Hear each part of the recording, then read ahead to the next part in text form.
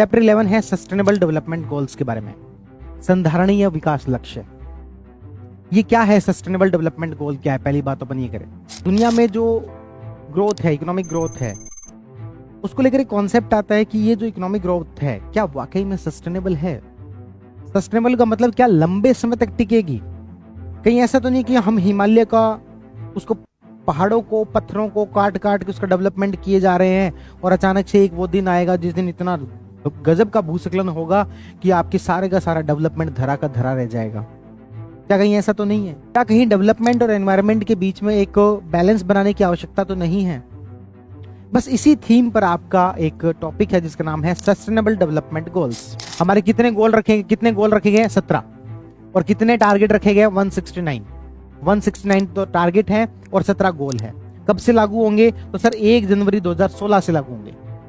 ये बैठक के अंदर कितने देशों ने भाग लिया? 193 कंट्रीज ने। अब हम बात करते हैं कि वो 17 गोल कौन कौन से हैं जिसकी आप बार बार बात कर रहे हो। वो 17 गोल कौन कौन से हैं? ये 17 गोल हो सकता है कि शायद आपसे प्री में कोई ना पूछे, लेकिन यदि आपको ये गोल याद है तो आप इसको बहुत सारी जगह पर यूज कर सकते हो, मेंस में यूज कर सकते हो। कोई भी एनर्जी सेक्टर पर क्वेश्चन आ गया तो आप कह सकते हो कि सर ये यूनाइटेड नेशन के द्वारा दिया गया गोल है, इसे पूरा करने के लिए भारत सरकार के द्वारा ये प्रोग्राम चलाए जा रहे हैं, तो ये आप मेंस में जो इसको यूज कर सकते हो।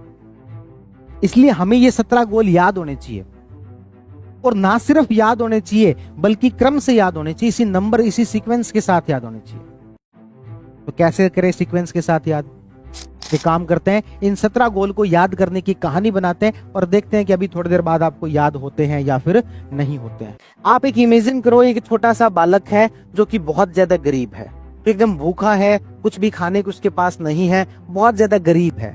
हमारा पहला टारगेट क्या होगा कि उसकी गरीबी खत्म हो, नो पॉवर्टी। तो पहला जो एसडीजी गोल है वो क्या है? No poverty. बच्चा गरीब है, आपने उसको कुछ पैसे दे दिए, एक तरीके से उसकी गरीबी खत्म हो गई, लेकिन वो लॉन्ग सस्टेनेबल नहीं है वो गरीबी खत्म होना। उसे भूख लगी हुई है, तो सेकंड नंबर पर सबसे पहले आपने उसे खाना खिलाया, कर भाई सबसे पहले तो उसको पानी पिलाओ, कुछ खिलाओ। सेकंड जो गोल है वो क्या है? Zero hunger.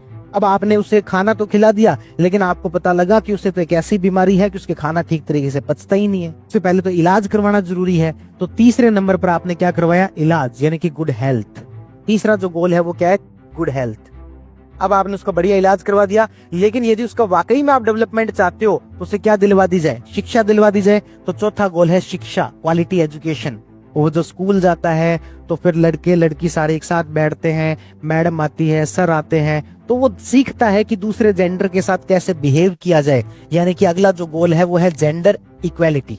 आपके दिमाग में बढ़िया पिक्चर चल रही है, अब बच्चा स्कूल गया है और वहां पर वो सब चीजें सीख रहा है ना। वो अच्छे लेक्चर स्कूल के अंदर सीख के आया, और जब वो बाहर आया स्कूल से तो उसने देखा कि एक नल था जिसके से पानी बह रहा था। उसने देखा यार पानी खराब नहीं होना चाहिए, स्कूल में अभी सीख के आया है, और उसने पानी क्या कर दिया? बंद कर दिया। छठा जो गोल है वो है क्लीन वाटर एंड सैनिटेशन। अब वो बच्चा पानी को बंद करके थोड़ा आगे की तरफ बढ़ता है तो देखता है कि वहां पर तो एक ट्यूबलाइट जल रही है दिन के अंदर, जबकि वो तो नहीं जलनी चाहिए, नगर पालिका का पैसा लग रहा हो, लेकिन पैसा लग रहा है, उससे बड़ी बात है एनर्जी खराब हो रही है। 7वें नंबर पर आपके क्या है? Clean energy. उसके बाद में जब उसे अच्छी शिक्षा मिलती है तो उसे अच्छा जो रोजगार मिल जाता है। तो 8वें नंबर पर है decent work and economic growth.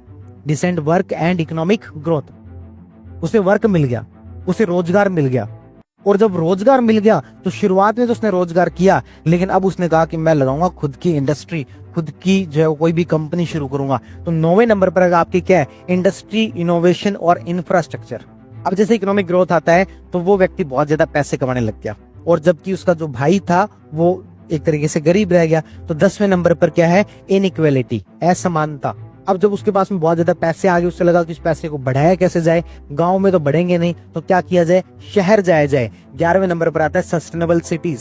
और जब सिटी में जाता है तो वो देखता है कि यार गाँव के अंदर तो लोग ना अन्न का बड़ा सम्मान करते थे, है ना, कुछ भी खराब नहीं फेंकते थे, एक रोटी भी एक्स्ट्रा बन गई तो गाय को दे देते थे। लेकिन शहरों में तो हमारे ऐसी व्यवस्था देखने को नहीं मिल रही, रोटी एक्स्ट्रा बन रही है तो फिर वो कचरे में जा रही है। यानी कि क्या होना चाहिए? रिस्पॉन्सिबल कंजप्शन होना चाहिए। तो 12वें नंबर पर आपके क्या आता है? Responsible consumption.